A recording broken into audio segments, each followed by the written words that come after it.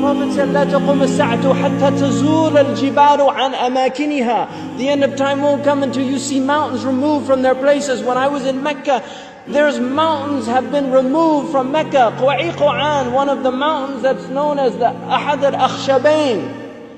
When the angels came to the Prophet ﷺ and they asked him if he wanted to see the mountains that they would يطبقهما على قريش. One of them was Abi Qubays and the other was Quwaiquan. Quwaiquan has been removed. It's gone. It's no longer there. The mountain is gone. A mountain that the Prophet ﷺ walked in its shade. A mountain that the Prophet ﷺ probably climbed as a boy. This mountain is now removed. Then the Prophet ﷺ said, لا تقوم الساعة حتى تزول الجبال عن أماكنها. These are signs for people to reflect. The Prophet I was on the Arabian Peninsula with my family, walking on the beach, and I came upon people in a public beach having sexual intercourse. In a public beach on the Arabian Peninsula. I'm not making this up. This is the level of fasad that is happening on our planet. The Prophet ﷺ said, لا تقوم الساعة حتى يتهارج الناس تهارج الحمير. That the end of time won't come until people are like animals openly. He said, sallallahu alayhi wasallam, that one of the signs of the end of time is civilized people would walk with their thighs exposed in the marketplaces. بادية الأفخاذ في الأسواق. People, pens, he said, would be everywhere. He said that people, out of their love of the world, you would get two-income families. That people would be two-income families. That he said a woman will out حرصا على الدنيا تعين زوجها على التجارة.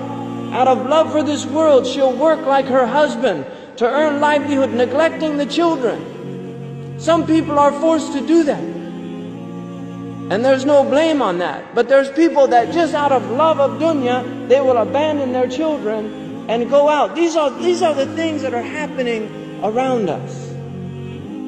He told us that towards the end of time, you will see the people of the ala, ri'asha yatatawaluna fil bunyan. He said there will be poor people who were the desert people, and they were poor and they were taking care of goats and animals, and then they'll begin to build huge buildings.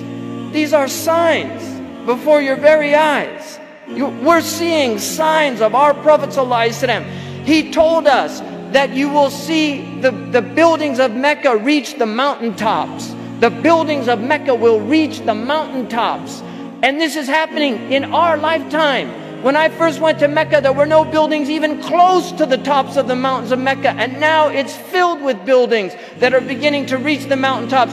I was on one of the tallest mountains in Mecca, and you can see the clock tower now surpasses the mountains. The Prophet ﷺ said in a hadith, he said, إِذَا رَأَيْتُمْ مَكَّةَ بُعِجَتْ كَظَائِمًا. If you see Mecca, if you see its mountains with holes pierced through them, this is what it means.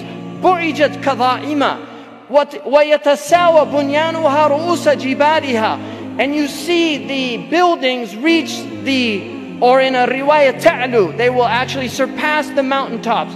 And then he said, فَقَدْ أَظَلَّتَ السَّاعَةُ. It means that the sa'a has cast its shadow. Imam As-Suyuti says in this, هي عبارة عن دنو الساعة. It means that the hour is near, it's coming close. But if you took that literally, and in hadith tradition, in the usuli tradition, asur al-kalam al-haqiqa, that if the Prophet says something, you should always interpret it literally, unless there's a reason to go to a metaphorical interpretation. Now we have the clock tower casting a shadow over the Kaaba. So the clock tower, what do they call it in Saudi Arabia? As-sa'a. لَقَدْ أَظَلَّتَ السَّاعَةُ. You could take it literally. The clock has cast its shadow over the Kaaba.